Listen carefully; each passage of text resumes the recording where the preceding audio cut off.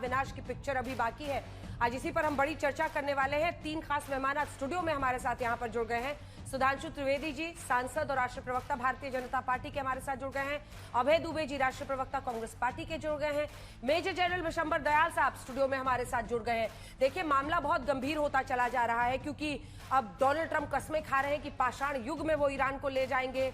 पुल, सबसे ऊंचा जो पुल था वो गिरा है। ईरान के सबसे ऊंचे पुल, जिसे वहां B1 ब्रिज कहा जाता था, उस पर स्ट्राइक के बाद से हंगामा बढ़ गया है।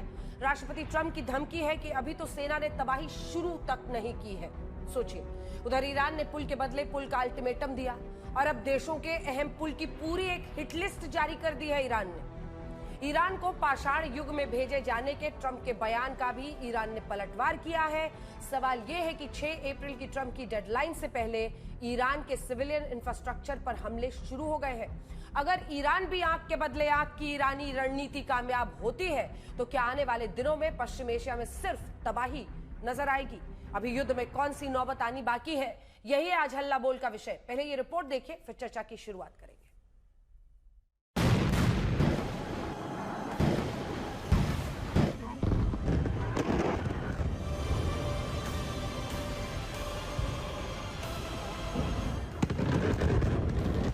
तबाही की ये नई तस्वीर है। ईरान के अल्बोर्ज में अब ये अहम ब्रिज युद्ध का टारगेट बना है। ईरान अपने इस निर्माणाधीन B1 ब्रिज को देश का महत्वपूर्ण लिंक मानता था। राजधानी तेहरान को परमाणु केंद्र कराज से जोड़ने में इस ब्रिज की भूमिका अहम होने वाली थी। 6 अप्रैल तक डील नहीं होने पर ईरान के तेल गैस डिपो, साथ ही बिजली प्लांट्स और ब्रिज जैसी अहम जगहों पर हमले की राष्ट्रपति ट्रंप की चेतावनी है, लेकिन B1 ब्रिज उसके पहले ही निशाने पर आ गया। ट्रंप ने ब्रिज के ध्वस्त होने की तस्वीरें पोस्ट करते हुए धमकी दी है कि ईरान का सबसे बड़ा पुल टूटा है और अभी तो ऐसे हमले और होंगे।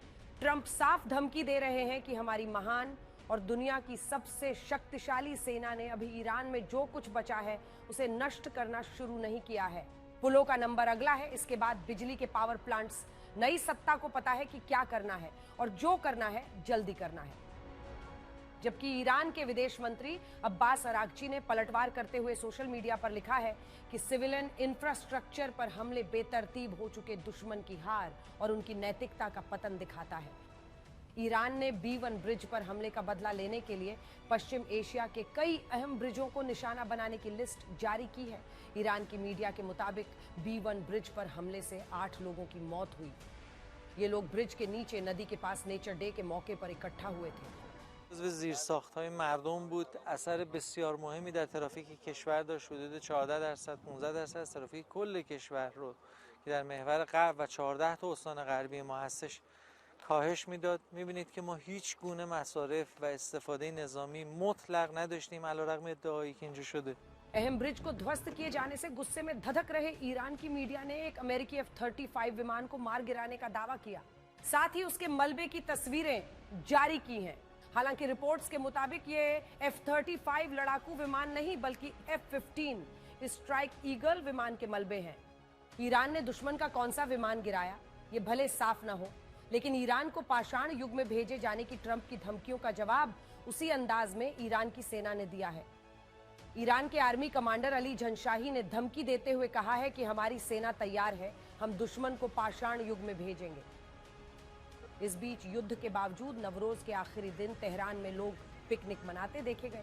पिकनिक मनाने आए नागरिकों ने कहा कि हम पुरानी सभ्यता हैं, पाषाण युग में जाना होगा तो ट्रंप जाएंगे। جالا که خودش به اثر عجله میگرده ما 6000 7000 سال قدمت داره مملکت ما و حالا با 100 سال با علم و دانشی که از ایرانی‌ها به دست آورد حالا اومده میخواد ما برگردونه پس।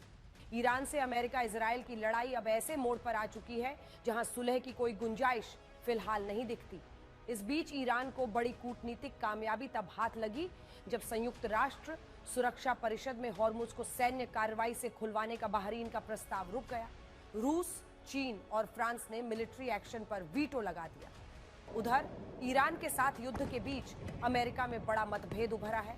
युद्ध मंत्री पीट हेग्सेथ ने अमेरिकी सेना के प्रमुख रैंडी जॉर्ज को जबरन रिटायर कर दिया है, जबकि मजाक में ही सही ट्रंप अपने ही साथियों से क्रेडिट वॉर में जुट गए हैं। ट्रंप ने कहा कि अगर ईरान से डील हुई तो क्रेडिट मेरा, नाकामी हाथ लगी तो उपराष्ट्रपति J.D. Vance की होगी। So if it doesn't happen, I'm blaming J.D. Vance. If it does happen, I'm taking full credit. Bureau report, आज तक।